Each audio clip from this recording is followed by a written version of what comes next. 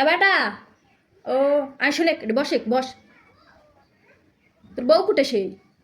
নিন আলছে আচ্ছা নিন আসুক অক লাগবে না কো তো শুন এ তো ঈদ তোর বউ যে জিনিসপাতিগুলো কিনে দেয় আমার বেটি